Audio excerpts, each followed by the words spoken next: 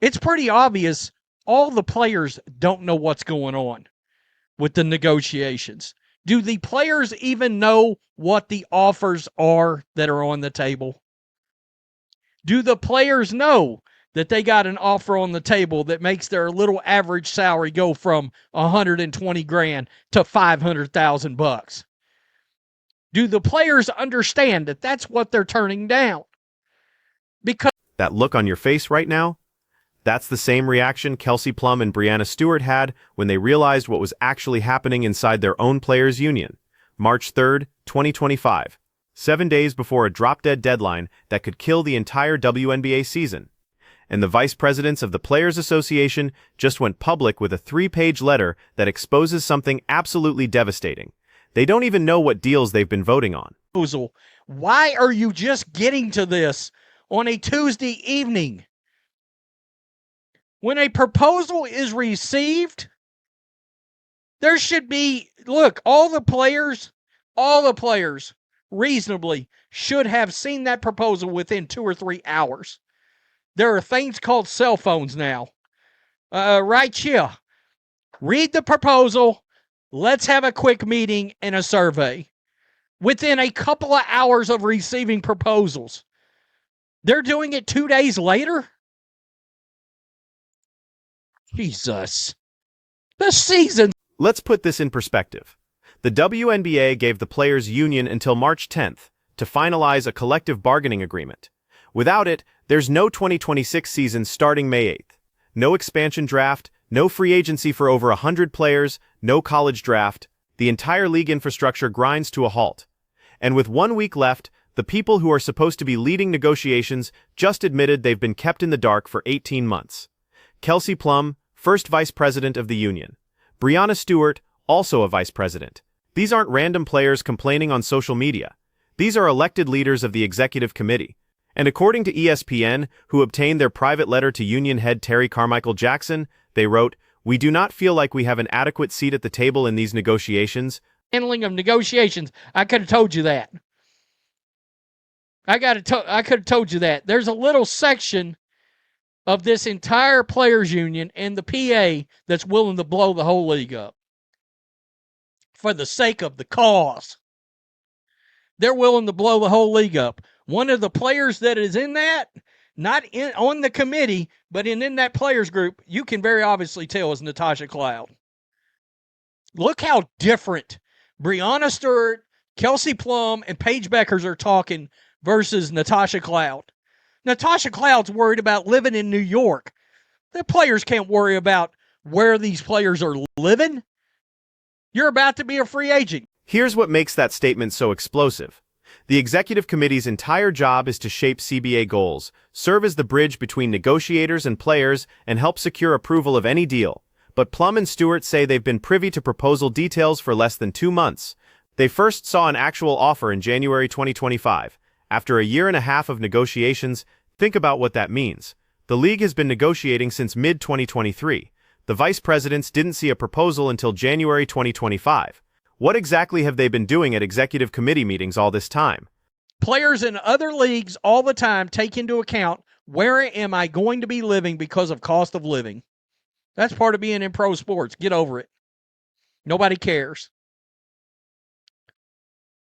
Wow. The letter was sent nearly a week before the March 10th date the league gave the WNBPA last month to try to complete a term sheet for the new CBA. On the 2026 regular season is scheduled to begin May 8th. But before then, the league must hold a college draft, 2-team expansion draft, and free agency for more than 100 players. The letter starts with Plum and Stewart expressing immense gratitude for Jackson's leadership of the Players Association. The letter gets more damning from there. Plum and Stewart requested specific information from PA staff multiple times. Here's what they asked for. A detailed breakdown of WNBA expenses and revenue. A comparative analysis of potential losses from a delayed season versus potential gains from continuing negotiations. Clear description of how rookie salaries will be structured. Information on distributions from league partners, and a clear articulation of what their roles and responsibilities even are. They still haven't received that information. The vice presidents of the Players Union don't know what their own job description is. 7 days before the deadline. The players' union is imploding. I'm here to see it. I'm here to see it. Stewart and Plum say that they have been privy to details of these negotiations for less than 2 months, having first seen a proposal in January, and that they've repeatedly asked for information from PA staff but have yet to receive it. What? VPs of the Players Committee can't even get the appropriate information they need to make a decision. Holy shit. Despite a year and a half of negotiations, we have not been meaningfully engaged. Oh, it's a disaster.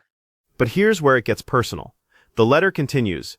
When we and other players have attempted to express concerns about negotiations, we have been made to feel as though we are acting against the interest of the PA. Many of these players across the league feel these same frustrations they've expressed to us, but feel afraid or unable to speak out. Afraid or unable to speak out. Those are the exact words. Players are scared to question their own union leadership because they'll be treated like traitors. In a league with 144 players, the culture has become so toxic that elected vice presidents feel bullied into silence. As we understand it, the executive committee's role is to shape the overall goals and priorities of the CBA and to serve as a bridge between your negotiating team and the broader membership, ultimately helping to secure player approval of any deal. Without access to the information requested, the executive committee cannot fulfill its roles, and the players cannot be expected to engage meaningfully in a process that has largely been excluded from. What is going on? Wow. The two additionally expressed frustrations with how their concerns have been received by the Players Association. Quote, when we and other players have attempted to express concerns about negotiations, we have been made to feel as though we are acting against the interest of the PA. Holy hell, there's a war. Many of these players across the league feel... Now let's talk about what they're actually turning down. Because this is where the dysfunction becomes financial insanity. According to multiple reports, the league has offered to increase the average player salary from $120,000 to $500,000. That's not a cost of living adjustment. That's not a modest raise. That's a 416% increase, more than 5 times their current salary. Who turns down 5 times their salary without even knowing the full details of the offer? The answer, people who aren't being given the full details in the first place. Able to speak out. This league is the nastiest of nasty. That's unbelievable. This league is crazy. I mean, this is professional? Question mark? Wow. You got to be joking. You got to be joking. All of this this came out late last night. So March 3rd, all this comes out on March 3rd, 7 days before a drop dead date. The union held an emergency call with players Tuesday evening, March 3rd, to address the issues raised by Stewart and Plum. They also discussed results from a Players Association survey conducted in recent days, polling members on their thoughts toward the league's latest CBA proposal. Stop right there. They're surveying players about a proposal days before the deadline. Not weeks, not months, days. In any functional negotiation, every union member should see a proposal within hours of receiving it. You send a PDF to 144 cell phones. You hold a video call that same day. You don't wait until the 11th hour to ask people what they think about offers that could quintuple their income. Given the appropriate information to make a judgment call. Why do you guys keep turning down the CBA proposals if you don't even know what's going on with the proposals? Why have you been agreeing to votes? None of this makes sense, but a lot of it does at the same time. Holy hell. Tell me what you think in the comments section. Make sure you subscribe. Make sure you're still subscribed. Holy shit. Shout out to the guy on the badge. His name is Holy Sheet. Sources told ESPN that some executive committee members are content with the union's handling of negotiations, which tells you everything about the split happening right now. There's a faction willing to blow up the entire league for leverage, and there's another faction realizing they're about to lose hundreds of millions of dollars because nobody's actually communicating what's on the table. You can see exactly who's in which camp by watching how they talk publicly. Natasha Cloud has been vocal about cost of living in expensive cities like New York. Her argument, players can't afford to live where they play. But here's the reality check every other professional athlete deals with. You're about to be a free agent. If you can't afford New York on your salary, sign somewhere else. NBA players factor in state taxes and cost of living all the time. Nobody restructures the entire league economy because you chose to live in the most expensive city in America. Your league will be 1,000 times less toxic. Peace. I'm out. Till next time. Thanks for watching the show. Be sure to like, comment, and subscribe. Be sure to tune in next time on Black and White Sports. Meanwhile, KELSEY Plum and Breanna Stewart are looking at this situation very differently. They're both established stars. Both have endorsement deals. Both understand that if there's no 2026 season, they lose a year of their prime earning potential. They can't get that year back, and they're watching their own union leadership refuse to share basic information about offers that could change every player's financial future. The letter makes it clear they still respect Terry Carmichael Jackson's decade of leadership. They believe she wants what's best for players. But then comes the crucial word, but. As in, but we are frustrated that we have not made more progress as we near the March 10th deadline, and we believe this is a result of a breakdown in communication between you and the executive committee and the players more broadly. Here's what makes this significant. This isn't a leak. This isn't anonymous sources whispering to reporters. This is two vice presidents putting their names on a 3-page letter documenting a complete failure of union leadership. They're creating a paper trail. Why? Because when this falls apart and the season gets delayed or canceled, they want it on record that they tried to fix it. Let's break down what they're actually accusing the PA of. First, inadequate player involvement. The people negotiating on behalf of players aren't actually involving players in the process. Second, withholding information. The executive committee has repeatedly requested data and received nothing. Third, creating a culture of fear. Players who ask questions are treated like they're undermining the union. Fourth, lack of transparency. Nobody knows what their roles are, what the offers include, or what the strategy is. That's not a negotiation. That's a dictatorship, with a March 10th expiration date. Think about the position this puts Caitlin Clark in. She's not on the executive committee. She's a rookie who just transformed the league's entire business model. Attendance doubled, ratings tripled, merchandise sales exploded, the league's valuation skyrocketed specifically because of her impact, and she has no idea what's being negotiated on her behalf. She can't speak up without being labeled a problem. She can't stay silent without potentially losing a massive payday. She's trapped in a system where the people representing her interests won't tell her what those interests are. Same goes for Angel Reese, Cameron Brink, Rakea Jackson, every other player from the 2024 draft class that changed everything. They delivered the growth, they brought the fans, they generated the revenue that's making $500,000 average salaries possible, and they're being shut out of the conversation about how to distribute the money they created. And here's the thing about beat reporters covering this story. Multiple outlets are using very different language to describe the same situation. ESPN went with the softest possible framing. KELSEY Plum, Breanna Stewart raised concerns over WNBPA handling of CBA talks. Raised concerns, like they're gently suggesting improvements at a staff meeting. Other outlets are using words like crisis, serious trouble, nuclear situation, implosion, because that's what's actually happening. The union is imploding with 7 days left. Scott Agnes, Caitlin Clark's beat reporter with the fever, hasn't touched this story yet. But he's in an interesting position. He broke multiple stories last season that Caitlin clearly didn't want public. Her body language around him at press conferences became visibly uncomfortable. Now he's watching the union that represents her completely fall apart. Does he report it straight? Does he take a side? Does he wait to see how she reacts before framing his coverage? Beat reporters are supposed to be neutral, but when the subject of your coverage is getting screwed by her own representation, neutrality starts looking like complicity. Watch that initial clip again. That visceral reaction isn't about one bad interview question. That's months of frustration boiling over. That's what happens when you realize the people who are supposed to protect your interests are actively hiding information from you. And when you're someone like Breanna Stewart, who's been in this league since 2016, who's won championships, who's seen how functional unions operate, you reach a breaking point. The WNBA declined to comment when ESPN reached out. Smart move. Why would they say anything? The players' union is doing their work for them. Every day this drags on without resolution, the league's leverage increases.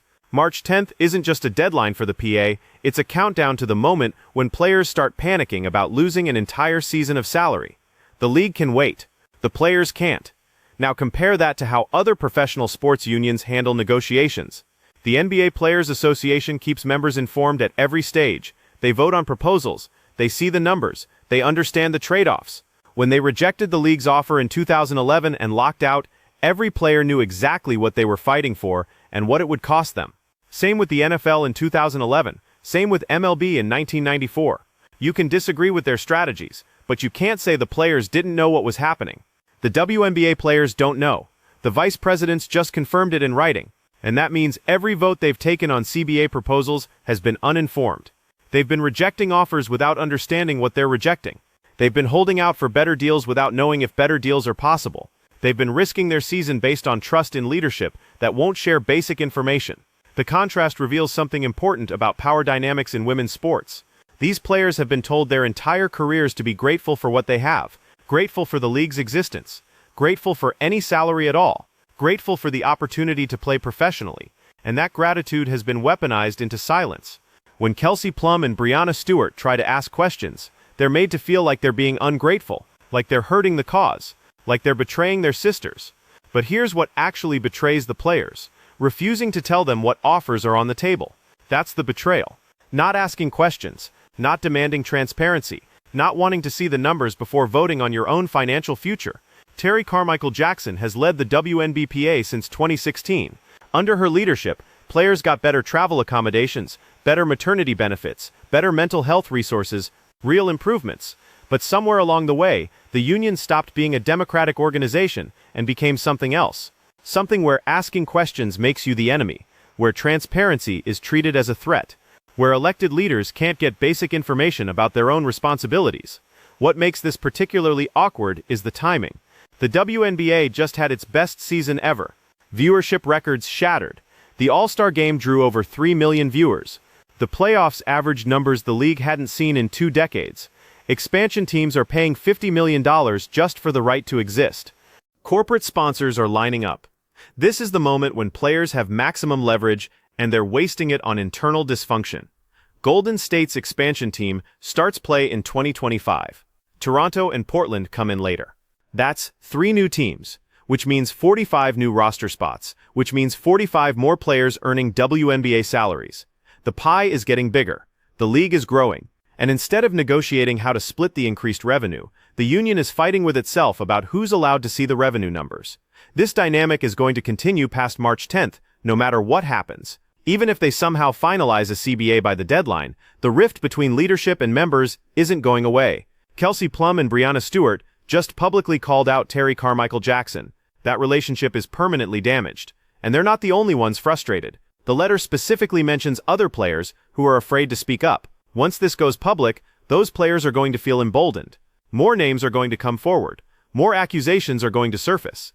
The league might actually prefer a delayed season at this point. Let the union tear itself apart. Let players start missing paychecks. Let the panic set in. Then come back with the same offer and watch how fast it gets accepted when people are desperate. That's brutal, but it's effective. And the WNBPA has given them the perfect opportunity to do exactly that.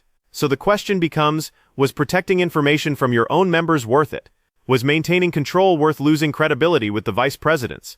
Was avoiding difficult conversations worth risking the entire season? Because Terry Carmichael Jackson has to answer those questions now, in public, with the clock running out, and with 2 of her most prominent members demanding answers in writing. The WNBA season is scheduled to start May 8th. That's 66 days from March 10th. If there's no CBA by the deadline, the league has to decide whether to delay the start, cancel games, or lock out the players entirely. None of those options are good. All of them cost money. All of them damage the momentum from 2024. All of them hurt the players who just spent a year building something special, and all of it could have been avoided if someone had just sent the vice presidents a PDF of the proposal when it arrived. If someone had scheduled a Zoom call to walk through the numbers. If someone had treated elected union leaders like they deserved to know what was being negotiated in their names. Instead, we're here, 7 days out. Union in chaos, players in the dark, season in jeopardy. All because the people who were supposed to communicate refused to communicate. That's not a negotiation failure. That's a leadership failure. And KELSEY Plum and Breanna Stewart just made sure everyone knows exactly who failed. So what do you think happens on March 10th? Does the PA suddenly produce all the information they've been withholding and rush through a vote? Do they blow past the deadline and dare the league to cancel the season? Do more players go public with their frustrations? Drop your prediction in the comments, because this situation is far from over.